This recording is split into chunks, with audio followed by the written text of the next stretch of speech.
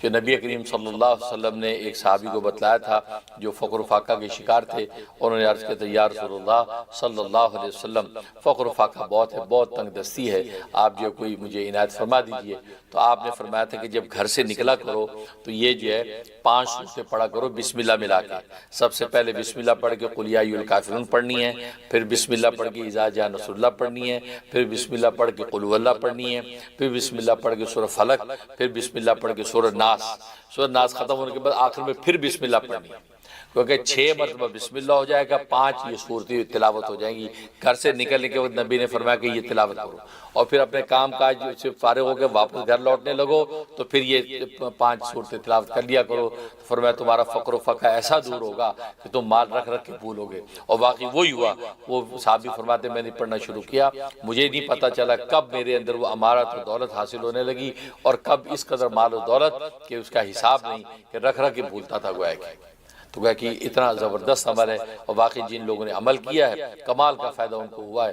تو بالکل آپ یہ اس پہ عمل کریں، جن کی دکان دفتر ہے وہ اس پہ عمل کریں اس طریقے سے۔ اب رات سوال آپ نے کہا کہ میری کوئی دکان دفتر نہیں ہے، اب اس کا یہ طریقہ ہے کہ اگر آپ ویسے گھر سے نکلتے ہیں، مطلب جاب ڈھونڈنے کے لیے، کاروبار کے لیے، کسی مقصد کے نکلتے ہیں تو پڑھ کے نکلیں، جب گھر واپس لوٹنے لگے تو پڑھتے واپس آ جائیں۔ اب آپ کہتے ہیں میں گھر سے نکلتے نہیں، گھر میں رہتا ہوں، جاتا ہی نہیں، اس کے لیے حل یہ اپنے کمرے سے، جو بھی بیڈ روم ہے اپنے کمرے سے جب نکلے کچن کی طرف جائے، کچن کی طرف جائے اور یہ پڑھتا ہوا جائے۔ پڑھ کے کچن میں پہنچا، کچن میں تھوڑی دیر اپنا جو بھی چیز لی دی، نہیں لی تو تھوڑی دیر بعد اتنی دیر وہاں ٹھہرے کہ جتنی دیر میں تیسرا کلمہ 3 دفعہ پڑھا جا سکتا ہے، تو 3 دفعہ تیسرا کلمہ پڑھ لے، وہاں کھڑا رہے۔ اس کے بعد اب وہاں سے پھر لوٹے اپنے کمرے کی طرف، یا بیڈ روم یا ڈرائنگ روم کی طرف، یا اپنی لائبریری کی طرف، اور اس وقت یہ پڑھتا ہوا واپس آئے۔ بس اپنے گھر کے اندر ہی یہ چل پھر کرتا رہے۔ انشاءاللہ 41 دن نہیں ہوں گے کہ انشاءاللہ آپ غیب سے اللہ تبارک و تعالیٰ اپنے خزانے کھول دیں گے۔ بہت ہی مجرب ہے، میں بھی دل سے دعا کرتا ہوں اللہ تبارک و تعالیٰ اہل اسلام کو فقر و فاقہ دور کر کے اللہ تعالیٰ عافیت اور خیر والا مال خوب نصیب فرما دیں، آمین یا رب العالمین۔ اس میں ہوں گے تو گویا کہ رسول اللہ صلی اللہ علیہ وسلم نے ضمانت دے دی کہ یہ ہمارا آدمی ہے۔ ظاہر ہے کہ نبی کریم صلی اللہ علیہ وسلم جس کو اپنا کہہ دیں تو اس کی جو اپنائیت کا عالم کیا ہوگا۔ وہ ظاہر ہے کہ نہ صرف یہ خود رسول اللہ کی نظر میں محبوب، بلکہ رب کائنات کی نظر میں محبوب ہو جاتا ہے۔ اس کا ایک ایک عمل جو اللہ کی نظر میں محبوب، یہاں تک کہ آسمان کے فرشتے ایسے محبوب شخص کے قدموں کے نیچے پر بچھاتے ہیں۔ لیکن اگر اس کے اندر یہ اوصاف نہیں ہے کہ چھوٹوں پر شفقت نہیں کرتا، بڑوں کی تعظیم نہیں کرتا، اب رہی یہ بات کہ یہ کیوں ایسا ہوگا، اس کی بنیادی وجہ عجب اور کبر ہے۔ اگر انسان میں عجب اور کبر ہوگا تو وہ ان امراض کا شکار ہوگا۔ اب عجب اور کبر ہے، اس کبر کی وجہ سے اس کے اندر غصہ بھی ہوگا، عجب کی وجہ سے اس کے اندر ایک ناز بھی ہوگا۔ نتیجہ کیا ہوگا کہ وہ چھوٹوں پر شفقت نہیں کرے گا۔ یعنی چھوٹوں پر شفقت کے لیے اس کا دل نرم ہونا چاہیے، جیسے حدیث میں آتا ہے پرندوں جیسا دل، چڑیوں جیسا نرم دل، پرندوں جیسا نرم دل، لیکن خونخوار بھیڑیے جیسا دل ہوگا تو چھوٹوں پر کیا شفقت کرے گا۔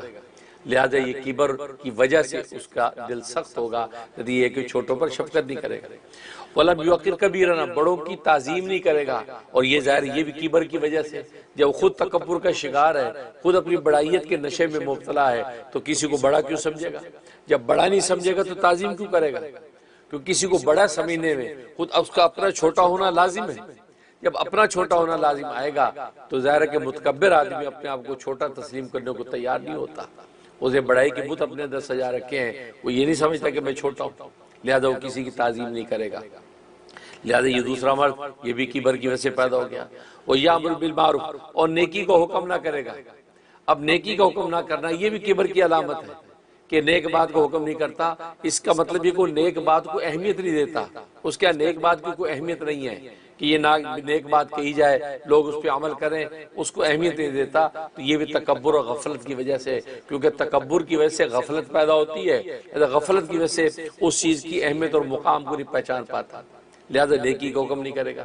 وَيَنْهَى عَنِ الْمُنْكَرِ، اور برائی بری باتوں سے روکے گا نہیں، اور برائی سے نہ روکنا یہ بھی کبر کی وجہ سے ہوگا، کیونکہ تکبر کی وجہ سے اس کے وہ برائی نہیں ہے، برائی کی اہمیت نہیں ہے کہ یہ کام برا ہے اللہ کی نظر میں، یہ کام برا ہے رسول اللہ کی نظر میں صلی اللہ علیہ وسلم، یہ کام برا ہے معاشرے کی نظر میں، تو گویا کہ اس کے ہاں اس